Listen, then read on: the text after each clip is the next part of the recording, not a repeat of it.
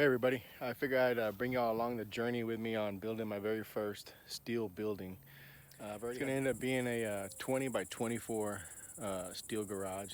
I've already purchased all of the material for it. All I got to do is just start grinding away.